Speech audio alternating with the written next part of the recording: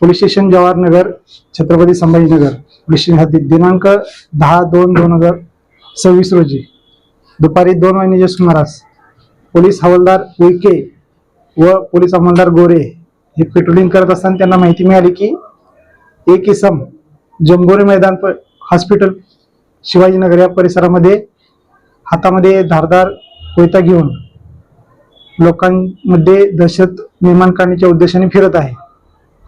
सदरची माहिती त्यांनी आम्हाला दिल्यानंतर आम्ही पोलीस हवालदार उईके, पोलीस हवालदार बनकर, पोलीस नाईक पठाण व पोलीस अंमलदार मारुती गोरे यांना तात्काळ त्या ठिकाणी रवाना केले. त्यांनी त्या ठिकाणी जाऊन पाहिले असता एक इसम हातामध्ये कोयता घेऊन फिरत होता. त्यांनी लगेच तात्काळ त्याला थोड्या अंतरावर जाऊन पळत असताना पकडले. पकडून त्याचे नावगाव विचारले असता पहिल्यांदा त्यांनी ओढाओढीची उत्तर दिली. त्याला नंतर त्याचे नावगाव विचारले. त्याचे नाव रितेश नितीन दोडे, वय 20 वर्ष, राहणार झेंडा चौक, इंदिरानगर, छत्रपती संभाजीनगर असे सांगितले. त्याच्या ताब्यात एक मोपेड बाईक मिळाली. त्या बाईकला नंबर वगैरे नव्हता. त्या बाईकच्या डिक्कीमध्ये सुद्धा एक धारदार चाकू मिळाला. म्हणून त्याला पोलीस स्टेशनला आणून त्याचं रेकॉर्ड चेक केलं असता त्याच्यावर यापूर्वी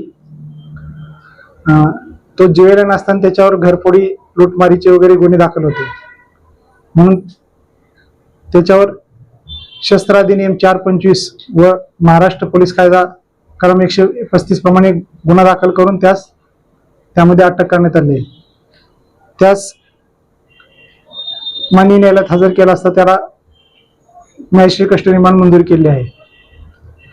त्याच्याकडे मिळून आलेल्या मोपेड बाईक संदर्भात आम्ही तपास करत आहोत.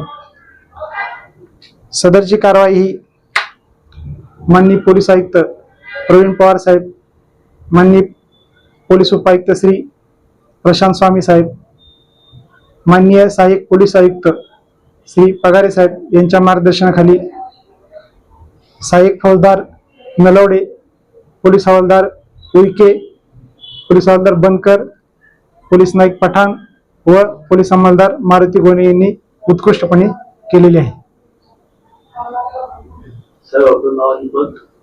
मी सचिन कुंभार, पोलीस स्टेशन जवाहरनगर, छत्रपती संभाजीनगर. त्याने पळून जाण्याचा प्रयत्न केला, परंतु आम्ही लागलीच त्याचा पाठलाग करून थोड्या अंतरावर त्याला शस्त्रांनिशी पकडले. आतापर्यंत कोणत्या कोणत्या पोलीस स्टेशन अंतर्गत त्याच्यावर गुन्हे दाखल? आतापर्यंत त्याच्याकडे जवाहरनगर पोलीस स्टेशन मध्ये गुन्हे दाखल आहेत. इतर पोलीस स्टेशनची आम्ही माहिती घेत आहोत. जी मोपेड आहे तिचा काही तपास, त्याचं काही रेकॉर्ड आहे का? कुठे चोरी गेल्याची काही तक्रार वगैरे दाखल आहे का? मोपेड गाडीचे डिटेल काढून आम्ही त्याबाबत चोरी गेलेली आहे किंवा कोण त्याचा मालक आहे याबाबत शोध घेत आहोत. कोर्टाने काही PCR वगैरे मंजूर केला आहे? नाही, आरोपीला माननीय कोर्टाने मॅजिस्ट्रेट कस्टडी रिमांड मंजूर केलेला असून त्याला आता आम्ही हर्सोल जेलमध्ये पाठवणार आहोत.